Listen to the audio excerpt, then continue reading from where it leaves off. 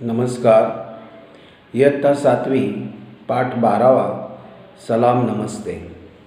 विद्यार्थी मित्र हो, मागील भागात आपण पाठाचे प्रकट वाचन केले.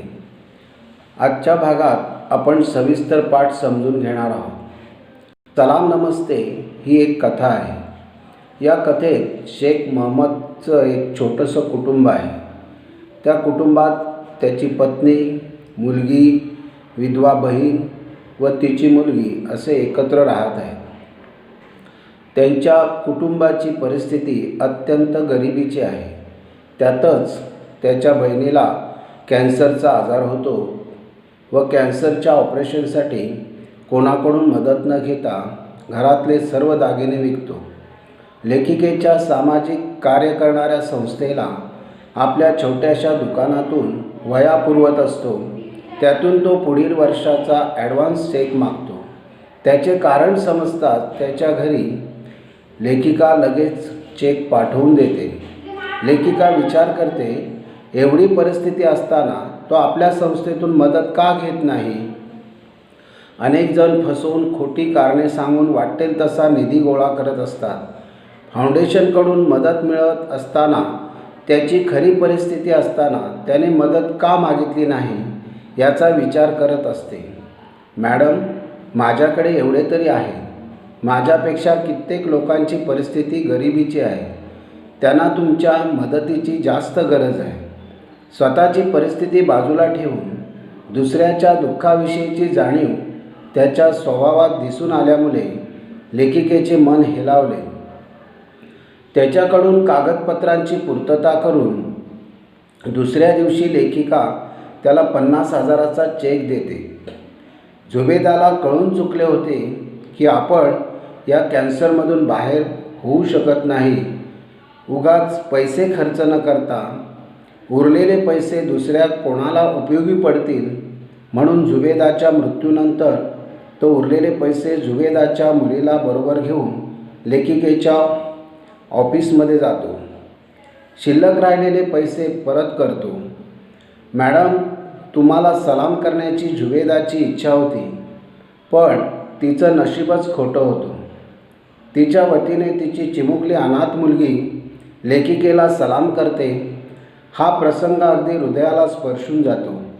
या प्रसंगातून शेख महम्मद आणि त्याची बहीण झुबेदा यांची माणुसकी, प्रामाणिकपणा या गुणांचा प्रत्यय या कथेतून आपणास दिसून येतो. आता आपण प्रत्यक्ष पाठातच पाहू. सलाम म्हणजे नमस्कार. शेख महम्मदचं एक छोटंसं दुकान होतं. तो वह्यांची किरकोळीनं विक्री करायचा. किरकोळ म्हणजे क्षुल्लक. दरवर्षी जून महिन्यात मी त्याच्याकडून मोठ्या संख्येनं वह्या घेत असे. आम्ही त्या झोपडपट्टीतील शाळकरी मुलांमध्ये वाटत असू.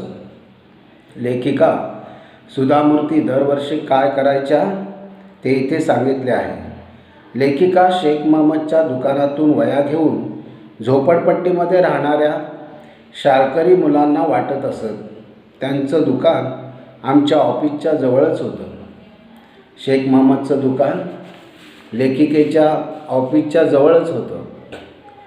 दुकानाची जागा भाड्याची होती.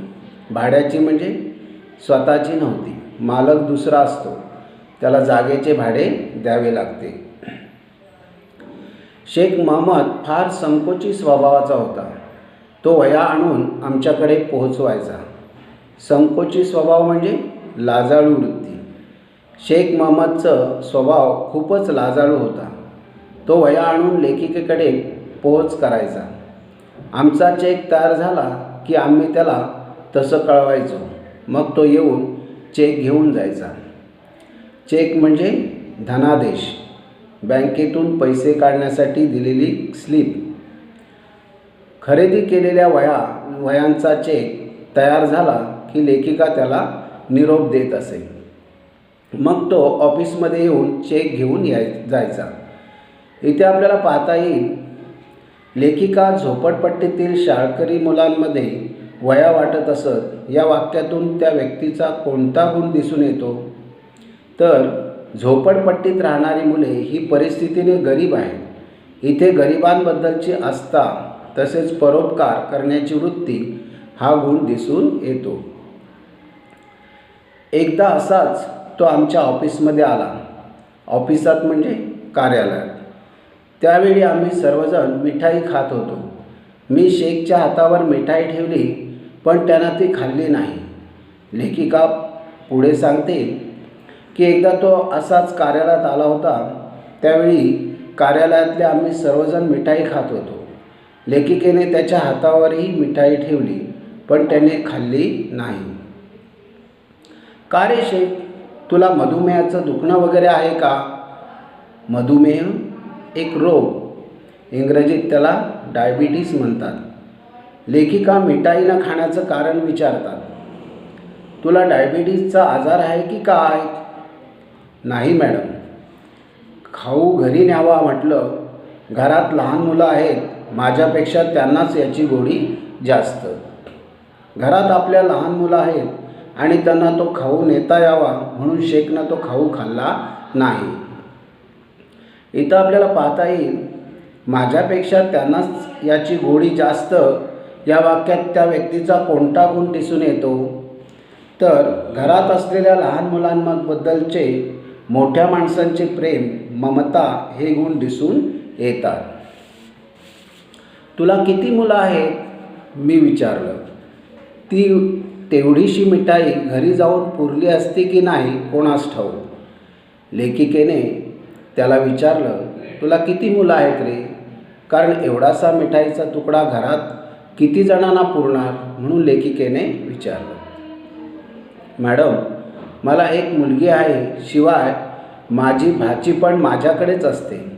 भाची म्हणजे बहिणीची मुलगी. लेखिकेला शेख सांगतो, मला एक मुलगी आहे आणि माझ्या बहिणीची मुलगी माझ्याकडेच असते. का बरं? तुझी भाची तुझ्याकडेच का असते? लेखिकेने शेख महम्मदला प्रश्न विचारला. माझी बहीण जुबेदा विधवा आहे आणि ती आमच्याकडेच राहते. विधवा म्हणजे ज्या स्त्रीचा पती मरण पावलेला आहे अशा स्त्रीला विधवा असे म्हणतात. माझ्या बहिणीचा पती मरण पावलेला आहे म्हणून ती आमच्याकडेच राहते असे शेख महम्मदने लेखिकेला सांगितले. मला ते ऐकून शेखबद्दल वाईट वाटलं. तो एक छोटा दुकानदार होता. तो काही खूप कमवत नव्हता. त्यामुळे त्याच्या कुटुंबाविषयी आणखी माहिती काढावीशी मला वाटली. त्याने दिलेले उत्तर ऐकून लेखिकेला वाईट वाटलं, कारण त्याचं एक छोटंसंच दुकान होतं.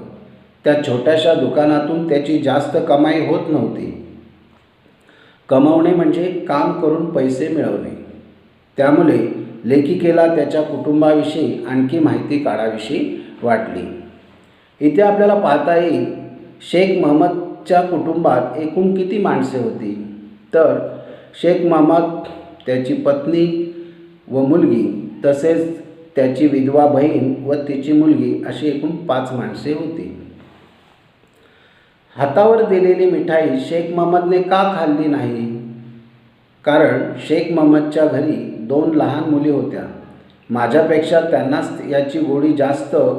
त्यांना घरी खाऊन यावा म्हणून शेख महम्मदने हातावर दिलेली मिठाई खाल्लेली नाही. पुढे जुबेदा काय करते? लेखिकेने शेख महम्मदला प्रश्न विचारला की तुझी बहीण कोणते काम करते? अशा अर्थाने प्रश्न विचारला. ती उत्तम शिवणकाम करते. ती आणि माझी बायको अशा दोघी जणी मिळून घरी शिवणाचा व्यवसाय करतात. अल्लाची मेहरबानी आहे. शिवणाचा व्यवसाय म्हणजे कापडापासून नवीन कपडे तयार करणे, शिवणे. अल्लाह म्हणजे देव, मेहरबानी म्हणजे उपकार. शेख महम्मद लेखिकेला सांगतो, माझी बहीण जुबेदा उत्तम शिवणकाम करते. जुबेदा आणि माझी बायको अशा दोघी जणी मिळून घरात कपडे शिवण्याचा व्यवसाय करतात. देवाचे आमच्यावर उपकार आहेत. आमचं छोटंसं भाड्याचं घर आहे. आम्ही समाधानी आहोत. शेख महम्मदने त्याच्या घरची सगळी परिस्थिती लेखिकेला सांगितली. आमचं कुटुंब एका छोट्याशा भाड्याच्या घरात राहतो. देवाची आमच्यावर कृपा आहे. छोटंसंच घर आमचं असलं तरी आम्ही खूप समाधानी आहोत असे तो लेखिकेला सांगतो. त्याचं ते उत्तर माझ्या हृदयाला स्पर्श करून गेलं. हृदयाला स्पर्श करणे हा वाक्प्रचार आहे. याचा अर्थ मनाला आकळणे. याचा वाक्यात उपयोग कसा होईल तर श्रीकृष्णाचे वक्तव्य अर्जुनाच्या हृदयाला स्पर्श करून गेलं. शेख महम्मदने दिलेले उत्तर लेखिकेच्या हृदयाला स्पर्श करून गेलं. आजकालच्या जगात समाधान हा शब्द तसा दुर्मिळच झाला आहे. दुर्मिळ म्हणजे सापडण्यास कठीण. आजकाल समाधान कुठं दिसत नाही हे लेखिकेला इथं सांगायचे आहे.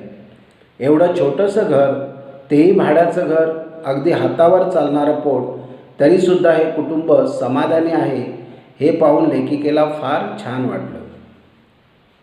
असेच काही महिने लोटले आणि एक दिवस शेखचा मला फोन आला. मॅडम, या खेपेला मला तुम्ही चेक ॲडव्हान्समध्ये देऊ शकाल का? खेपेला म्हणजे वेळेला, ॲडव्हान्स म्हणजे आगाऊ रक्कम. असेच काही महिने गेल्यावर एक दिवस शेखचा लेखिकेला फोन आला. मॅडम, या वेळेला मला तुम्ही आगाऊ रकमेचा चेक देऊ शकाल का? असे त्याने लेखिकेला विचारले. का बरं शेख? काही खास कारण? लेखिकेने शेखला विचारले. तुला आगाऊ रकमेचा चेक कशासाठी हवा आहे?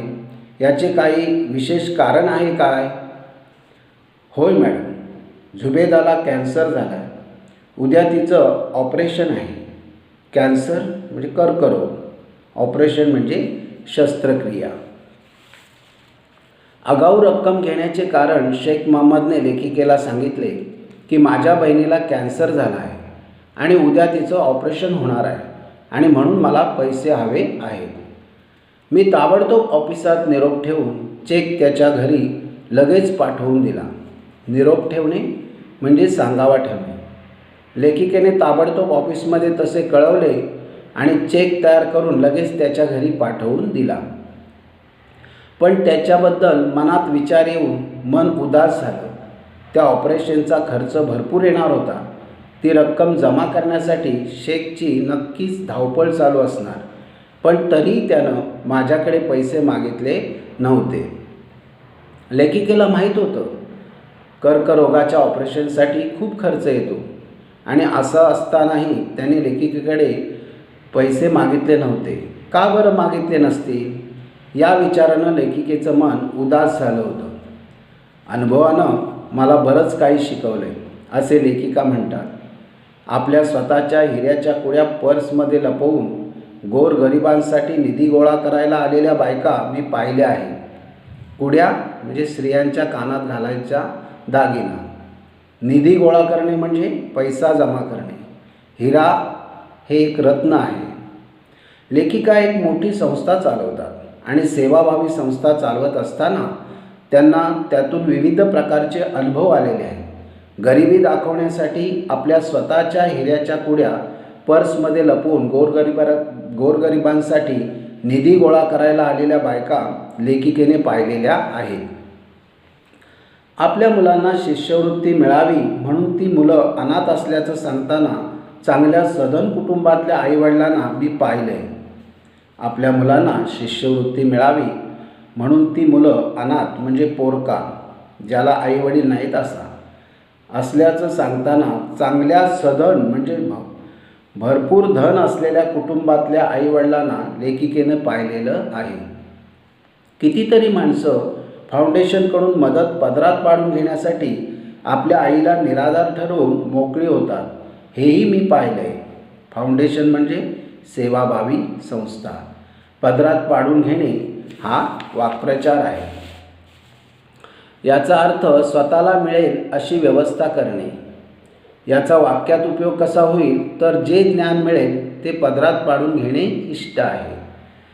निराधार म्हणजे कोणाचाच आधार नसलेला किंवा कोणताच आधार नसलेला.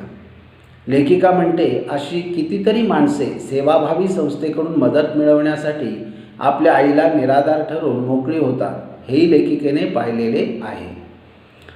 पुढे, जर एखाद्या व्यक्तीला मदत मिळाली नाही तर ती व्यक्ती आयुष्यातून उठेल असं आम्हाला ज्या कुणाबद्दल वाटेल त्यालाच फाउंडेशन मदत करेल असा माझा नेहमी आग्रह असतो.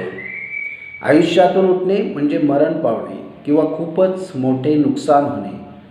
आग्रह असणे म्हणजे पाठपुरावा करीत राहणे. लेखिका म्हणते, जर एखाद्या व्यक्तीला खरोखरच मदत हवी आहे, त्याला वेळीच मदत मिळाली नाही तर ती व्यक्ती आयुष्यातून उठेल अशी परिस्थिती ज्याची असते त्यालाच फाउंडेशन मदत करेल आणि तो करावाच असा लेखिकेचा आग्रह असतो. पुढे, मी शेखला फोन केला. शेख, मला एक सांग, या ऑपरेशनच्या पैशांची काय व्यवस्था केली आहेस तू? लेखिकेने शेखला फोन करून विचारले, ऑपरेशनच्या पैशांची व्यवस्था काय केली आहेस? मॅडम, मी जुबेदाचे आणि माझ्या बायकोचे सगळे दागिने विकले आहेत. शिवाय बँकेकडूनही थोडं कर्ज घेतलं आहे. शेख लेखिकेला म्हणाला, मॅडम, मी जुबेदाचे आणि माझ्या बायकोचे सगळे दागिने विकले व बँकेकडून थोडं कर्जही घेतले आहे. शेख, तू आम्हाला का नाही मदतीसाठी विचारलंस? लेखिका शेखला म्हणाल्या, तू आम्हाला का नाही मदतीसाठी विचारलंस? मॅडम, मला निदान एवढं तरी परवडतंय, पण आणखी कित्येक लोक आमच्याहून गरीब असतात. माझ्यापेक्षा त्यांना तुमच्या मदतीची जास्त गरज आहे. शेख लेखिकेला अगदी सुंदर शब्दात म्हणाला, मॅडम, मला एवढं तरी परवडतंय. परवडणे म्हणजे शक्य होणे, पण आणखी कितीतरी लोक आमच्याहून गरीब आहेत. माझ्यापेक्षा त्यांना तुमच्या मदतीची जास्त गरज आहे.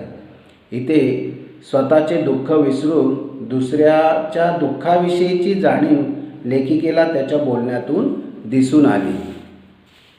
इथे आपल्याला पाहता येईल, मॅडम, माझ्यापेक्षा गरीब लोकांना तुमच्या मदतीची जास्त गरज आहे. या वाक्यात त्या व्यक्तीचा कोणता गुण दिसून येतो? तर या वाक्यात दुसऱ्याच्या दुःखाविषयीची कळकळ, सहानुभूती हा गुण दिसून येतो. लेखिका सुधा मूर्ती यांचा कोणत्या गोष्टीसाठी नेहमी आग्रह असतो? तर खरोखरच ज्याची परिस्थिती गरिबीची आहे, ज्याला मदतीची आवश्यकता आहे, मदत केली नाही तर तो आयुष्यातून उठेल अशा व्यक्तीला मदत करण्याचा लेखिकेचा नेहमी आग्रह असतो. शेखने बहिणीच्या ऑपरेशनच्या पैशाची व्यवस्था कशा प्रकारे केली होती? तर लेखिकेकडून वयांचा ॲडव्हान्स चेक घेतला, बहिणीचे व बायकोचे सर्व दागिने विकले, शिवाय बँकेकडून थोडे कर्जही घेतले. अशा प्रकारे शेखने ऑपरेशनच्या पैशांची व्यवस्था केली होती. पुढे, त्याचं ते उत्तर ऐकून मन हेलावलं. जास्त काही न बोलता मी त्याला दुसऱ्या दिवशी हॉस्पिटलची सर्व कागदपत्र घेऊन येण्यास सांगितलं. मी त्याला पुढे काही बोलायची संधीच दिली नाही. मन हेलावणे म्हणजे गळबळून जाणे. हॉस्पिटल हा इंग्रजी शब्द आहे, दवाखाना. शेखने दिलेल्या उत्तराने लेखिकेचे मन हेलावले.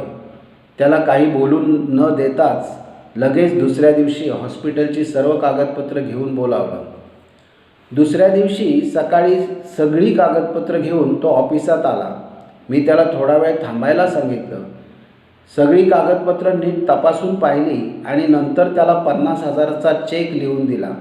त्याच्या चेहऱ्यावर आश्चर्य होतं. मॅडम, तुमच्याकडून एवढे पैसे मिळतील असं मला वाटलंच नव्हतं. तुम्ही माझ्या संकटात आपलं माणूस समजून मदतीला धावून आला आहात. दुसऱ्या दिवशी शेखने हॉस्पिटलची कागदपत्र जमा केली. लेखिकेने त्याला थोडा वेळ थांबायला सांगितले. सगळी कागदपत्र नीट तपासून पाहिल्यावर लेखिकेने त्याला 50,000चा चेक दिला. 50,000चा चेक पाहून शेखला आश्चर्य वाटलं. आपल्या संकटात आपलं माणूस समजून लेखिका मदतीला धावून आली याचं त्याला खूपच आश्चर्य वाटलं. एवढे पैसे मिळतील असं त्याला वाटलंच नव्हतं. हे असलं बोलणं मी माझ्या सहसा फारसं मनावर घेत नाही. जेव्हा कधी मी गरजूंना मदत करते तेव्हा ते मला असं काहीतरी म्हणतातच. पण एकदा त्यांची गरज भागली, संकटातून मुक्तता झाली की ते बोलण्याचेही कष्ट घेत नाही. मुक्तता म्हणजे सुटका. लेखिकेला बराच मोठा अनुभव होता. अनेक लोकांना लेखिका मदत करत होती. मदत करीपर्यंत लोक गोडगोड बोलतात आणि मदत घेऊन झाली की मग मात्र उपकार विसरतात. आणि नंतर साधी दखलसुद्धा घेत नाहीत. त्यामुळे लेखिकेने शेखच्या बोलण्यावर लक्ष दिले नाही. असेच काही दिवस लोटले. दिवस लोटले म्हणजे काही दिवस निघून जाणे. ऑपरेशन व्यवस्थित पार पाडल्याचा निरोप शेखनं आमच्या ऑफिसात ठेवला होता. त्यानंतर बरेच दिवस त्याच्याकडून काहीच बातमी कळली नाही. आमचंही त्याच्याकडे काही काम निघालं नव्हतं. काही दिवस असेच गेले. ऑपरेशन व्यवस्थित पार पडल्याचा निरोप शेखने लेखिकेच्या ऑफिसात ठेवला होता. त्यानंतर त्याची कोणतीच बातमी ऑफिसात आली नाही आणि त्याच्याकडे लेखिकेचे कामही काही निघाले नाही. पुढे एक दिवस सकाळच्या वेळी मी ऑफिसात पाऊल टाकलं आणि रिसेप्शन काउंटरपाशी शेख थांबलेला मला दिसला. रिसेप्शन काउंटर म्हणजे स्वागत कक्ष, जिथे स्वागत केलं जातं असं ते स्वागत कक्ष होतं. त्याच्याबरोबर 4 वर्षाची छोटी मुलगी पण होती. तिच्या अंगात साधाच सुती फ्रॉक होता, पण झालरी म्हणजे नक्षीकाम केलेल्या कापडी पट्ट्या, फ्रॉकला बटणं वगैरे लावून सुरेख शिवलेला होता. तिच्या केसांना भरपूर तेल लावून चापून चोपून एक पोनीटेल बांधली होती. पोनीटेल म्हणजे केस बांधण्याची पद्धत. शेख लेखिकेच्या ऑफिसमध्ये आला त्यावेळी येताना त्याच्याबरोबर 4 वर्षाची एक छोटी मुलगी होती. तिचं वर्णन पहा किती सुंदर केले. अगदी साधासा तिने फ्रॉक घातलाय, पण त्याला झालरी लावलेली, बटणं लावलेली आणि अतिशय सुरेख शिवलेला तिच्या आईने किंवा मामीने घरीच शिवलेला तो फ्रॉक होता. शेखचा चेहरा दुःखी दिसत होता. काय शेख, कसा आहेस तू?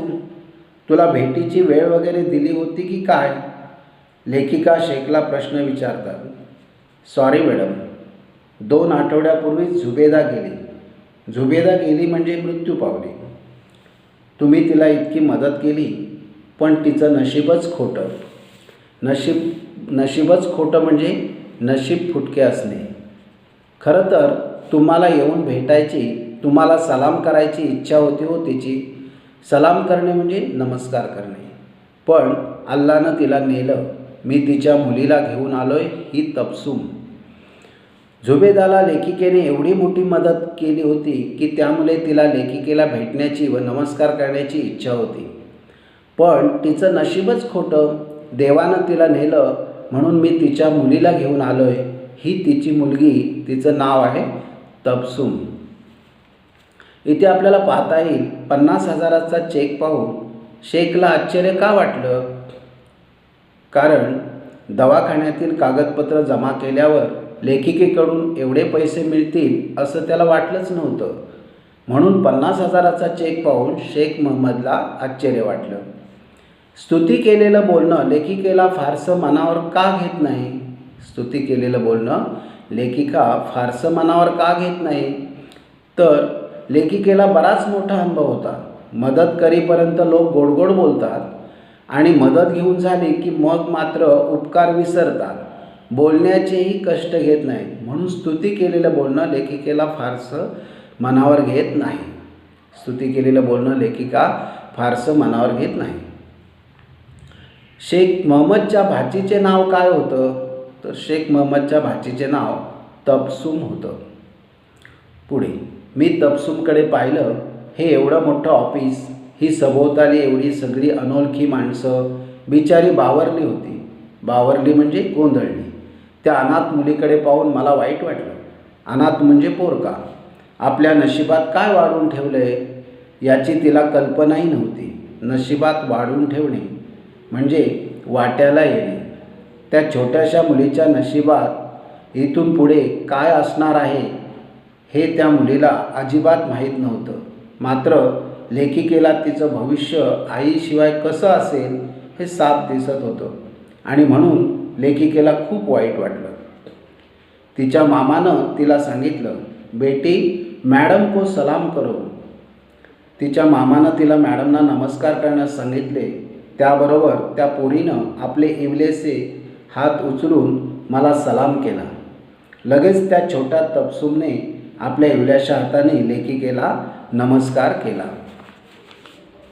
माझ्या तोंडून शब्द फुटेना.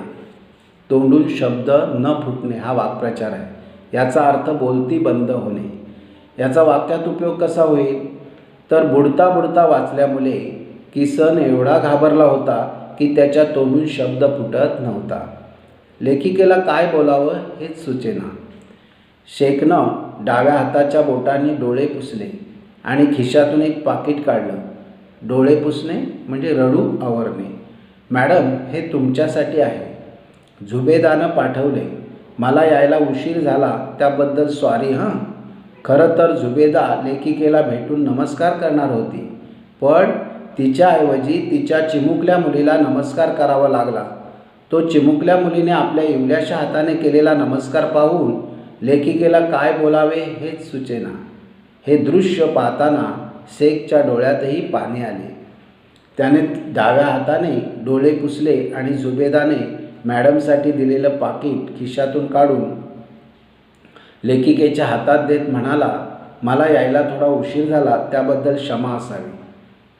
झुबेदाने उरलेले पैसे आहेत ते मॅडमना परत करायला सांगितले होते. ते घेऊन तो ऑफिसमध्ये आला होता. पुढे, मी तो लिफाफा उघडला. आत 3,000 रुपये होते. मी गोंधळून शेखकडे पाहिलं. लिफाफा म्हणजे कागदपत्र ठेवण्याचे कागदे पाकिट. शेखने दिलेला लिफाफा लेखिकेने उघडून पाहिलं तर त्यात पैसे कसे काय? लेखिकेने गोंधळून शेखकडे पाहिलं. मॅडम, तुम्ही 50,000 रुपये दिले होते, पण झुबेदाचं ऑपरेशन आणि औषध पाण्यासाठी फक्त 47,000च खर्च आला. आपण आता यातून काही वाचत नाही हे जेव्हा झुबेदाला समजलं तेव्हा ती म्हणाली, आपण उरलेले पैसे मॅडमना परत करू. निदान दुसऱ्या कुणाच्या तरी उपयोगाला येतील. एखादा नशीबवान असेल त्याचा जीव तरी वाचेल. आता हे पैसे माझ्यावर खर्च करून वाया घालवायला नकोत. आपण मरणार याची खात्री पटल्यानंतर उरलेले पैसे का बरं आपल्यावर खर्च करायचे? ते कुणाला तरी मिळतील आणि तो तरी बरा होईल. म्हणून तिने ते पैसे लेखिकेला देण्यासाठी सांगितले. माझ्या नकळत माझ्या डोळ्यातलं पाणी गालावरून वाहू लागलं. पाणी गालावरून वाहणे म्हणजे रडणे. मी झुबेदाला कधीच भेटले नव्हते, पण दुसऱ्यांविषयीची तिच्या मनातली ही कळकळ पाहून मी थक्क झाले. थक्क होणे म्हणजे आश्चर्यचकित होणे. दुसऱ्यांच्या दुःखाविषयीची झुबेदाच्या मनातली कळकळ पाहून लेखिकेच्या डोळ्यातलं पाणी नकळत गाळावरून वाहू लागलं. लेखिकेने झुबेदाला कधीच पाहिलं नव्हतं, पण दुसऱ्यांच्या दुःखाविषयीची जाणीव पाहून लेखिकेला सुद्धा आश्चर्य वाटलं.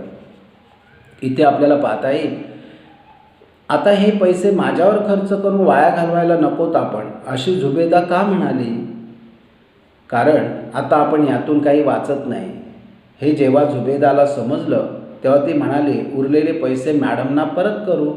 निदान दुसऱ्या कोणाच्या तरी उपयोगाला येतील. एखादा नशीबवान असेल तर त्याचा जीव तरी वाचेल. माझ्यावर खर्च करून काही उपयोग होणार नाही म्हणून ती म्हणाली. मॅडम, तुम्हाला सलाम करण्याची झुबेदाची इच्छा होती. या वाक्यातील त्या व्यक्तीचा कोणता गुण दिसून येतो? तर आपल्यावर ज्यांनी उपकार केले आहेत त्या उपकाराची फेड व्हावी ही जाणीव म्हणजेच कृतज्ञता हा गुण दिसून येतो. त्या अनाथ मुलीकडे बघून मला वाईट वाटलं. या वाक्यात त्या व्यक्तीचा कोणता गुण दिसून येतो? तर एखाद्याच्या दुःखात सहभागी होणे.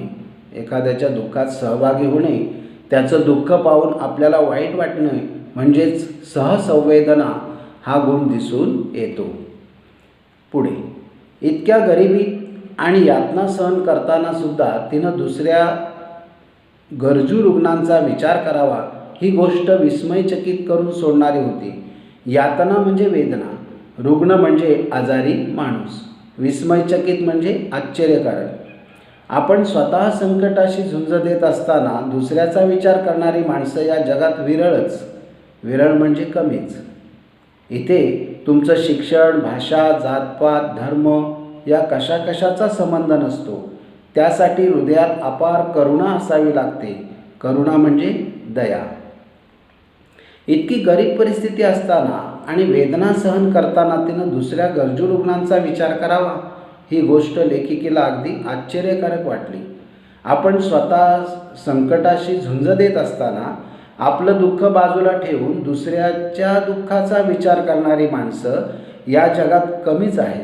लेखिका पुढे म्हणते, दुसऱ्याच्या जाणीवीसाठी तुमचं शिक्षण किती झालं आहे, तुमची भाषा कोणती आहे, तुम्ही कोणत्या जातीचे आहात, तुमचा धर्म कोणता आहे याचा काहीही संबंध नसतो. तर त्यासाठी प्रत्येकाच्या हृदयात दुसऱ्याच्या विषयी अपार प्रेम, दया असावी लागते. पुढे, मी तो लिफाफा तसाच शेखला परत देऊन म्हणाले, हे पैसे तबस्सुमसाठी आहेत. अल्लाची तिच्यावर मेहरबानी असू दे. मेहरबानी म्हणजे वरदहस्त असणे, आधार असणे. तिला नीट शिकू दे. तुला जर काही मदत लागली तर प्लीज मला सांग. इतरांविषयी करुणेची भावना बाळगण्याच्या बाबतीत ती आपल्या आईच्याही 4 पावलं पुढं जाऊ दे. स्वतःवर कठीण प्रसंग असतानासुद्धा दुसऱ्याचा विचार करण्याची वृत्ती, जेवढे लागेल तेवढे पैसे खर्च करून उरलेले पैसे दुसऱ्यांसाठी उपयोगी येतील म्हणून परत करणे, या शेखच्या व जुबेदाच्या प्रामाणिकपणाबद्दल लेखिकेच्या मनात अतिशय दया उत्पन्न होते. आणि लेखिका तो लिफाफा शेखला परत देताना म्हणते, हे पैसे तबस्सुमसाठी आहेत. देवाची तिच्यावर कृपा होऊ दे. तिला नीट शिकू दे. त्यासाठी तुला जर काही मदत लागली तर मला सांग. इतरांविषयी तिच्या आईच्या मनात असलेली करुणेची भावना तिच्याही मनात उत्पन्न होऊन आईच्याही 4 पावलं पुढं जाऊ दे, असे लेखिका म्हणते. आपली ही जी भूमी आहे ना, ती श्रीमंत का आहे माहीत आहे? सोन्याच्या किंवा हिऱ्याच्या खाणी तिच्या पोटात आहेत म्हणून नव्हे. या जुबेदासारख्या लोकांमुळेच तिचं ऐश्वर वाढणार आहे. तबस्सुम नुसती तिथे बसली होती. तिला काहीच कळत नव्हतं. माझे शब्द पचनी पडणं शेखलाही कठीण जात होतं. या कथेच्या शेवटच्या भागात लेखिकेने फार मार्मिक विचार मांडले आहेत. लेखिका शेख महम्मदला पुढे म्हणते, आपली भारतभूमी श्रीमंत का आहे हे तुला माहीत आहे का?